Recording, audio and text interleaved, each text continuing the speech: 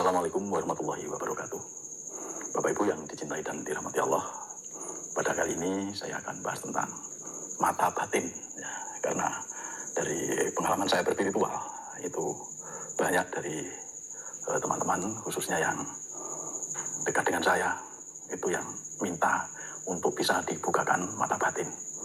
Tetapi setelah saya tanya untuk apa mata batin dibuka, nah, mereka jawab agar bisa melihat gaib-gaib sebangsa jin dan lain-lain. Nah, sebenarnya yang dikatakan mata batin atau orang sering nyebut itu mata ketiga, ya, atau indera keenam, itu bisa tidak hanya masalah gaib, ya, tetapi lebih dari itu menyangkut masalah kepekaan terhadap tanda-tanda.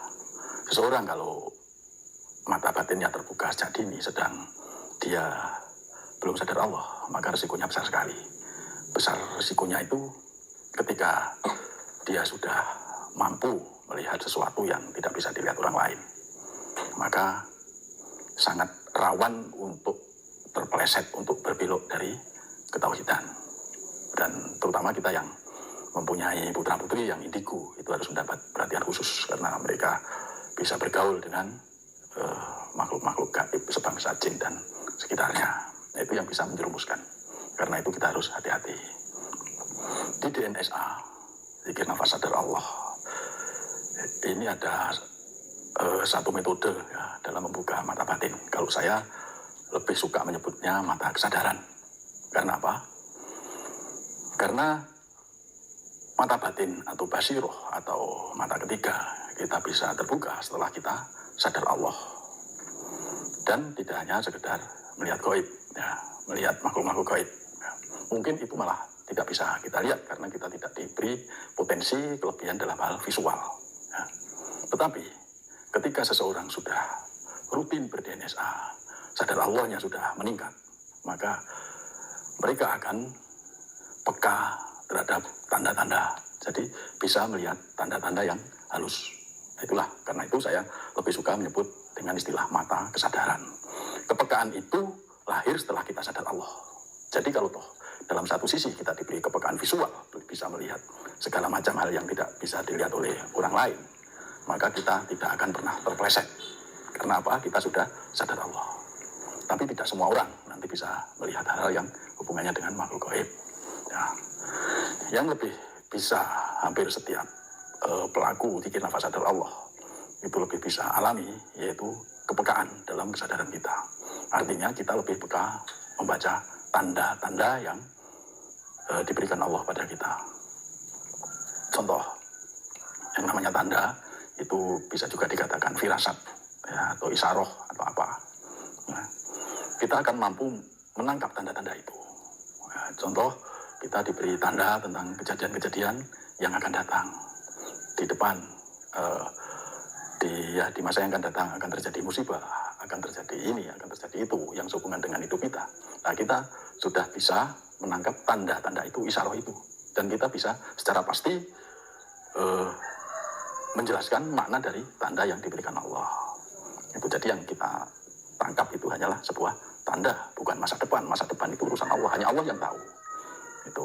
Kemudian kita juga akan lebih peka lagi dalam membaca pikiran atau batin orang. Itu akan diberi kepekaan terhadap itu semua. Kemudian kita gampang sekali menemukan solusi-solusi yang sebelumnya tidak kita pikirkan. Jadi ketika ada problem, tahu-tahu kita bisa menangkap solusi atau ilham yang datang dari Allah. Jadi terbukanya mata batin kita, yang saya sebut mata kesadaran, itu bukan dilatih dengan amalan-amalan atau ritual-ritual khusus, ya, tetapi kita dapatkan setelah kita betul-betul tingkat kesadaran kita terhadap Allah itu semakin tinggi, semakin tinggi, semakin tinggi, semakin tinggi, maka kita akan menjadi semakin peka. Itulah mata kesadaran. Jadi kita nggak usah bingung-bingung. Bapak Ibu, lurus saja ke Allah. Lakukan DN setiap hari. Pilih waktu yang tepat. Ya, pilih waktu yang tepat. Kalau saya pribadi biasanya setelah sholat maghrib, kemudian di atas jam 12 malam. Setiap hari lakukan itu. Maka ketika kita menemukan sensasi-sensasi dalam kita berzikir nafas, jangan sampai terkecoh pada sensasi itu. kita bertemu dengan orang yang berjubah, bertemu lorong, bertemu sinar, kemudian mendengar suara, itu hanyalah tanda-tanda kalau kita sedang dalam perjalanan spiritual. Dan sensasi-sensasi itu merupakan satu peringatan. Jadi kalau muncul sensasi, itu artinya kita harus sadar betul ada sesuatu yang harus kita koreksi dari perilaku batin kita maupun perilaku dohir kita. Jadi kita terima sensasi itu sebagai satu tanda bahwa ada sesuatu yang harus kita perbaiki dalam diri kita, dalam hidup kita. Itu sensasi kayak gitu. Jadi terima dan abaikan.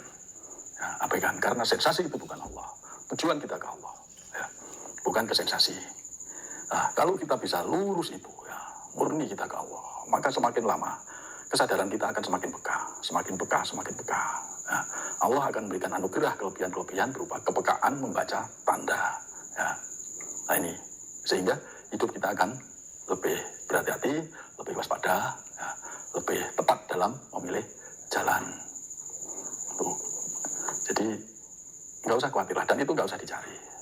Kalau kita lurus Allah, Allah akan berikan, kita akan menemukan. Itulah mata kesadaran. Yang orang lain katakan itu mata batin, atau mata ketiga atau indera keenam. Kita akan peka terhadap segala hal. Ya, peka terhadap semua tanda-tanda yang diberikan Allah dengan tidak ada pertanyaan-pertanyaan lagi. Ketika tanda itu muncul, maka kita akan diberi petunjuk yang pasti bahwa ini adalah tandanya ini, itu adalah tandanya itu. Nah ini Bapak Ibu yang bisa saya sharingkan sehubungan dengan istilah umum yang dikatakan mata batin, tapi menurut saya lebih tepat dikatakan mata kesadaran, karena itu akan diberikan Allah setelah kita sadar Allah. Jadi kita tidak akan terpeleset, kita tidak akan terkecoh, kita tidak akan terlena, dan kita tidak akan tersesat, karena kita sudah sadar Allah ketika basyirah kita itu dibuka oleh Allah. Demikian, saya mohon maaf, semoga video ini bermanfaat ya. Jangan lupa subscribe dan share. Ya, share ini sangat berguna, karena share ini akan memberikan satu kita ikut berdakwah, kita ikut bersiar dalam menyampaikan kebaikan.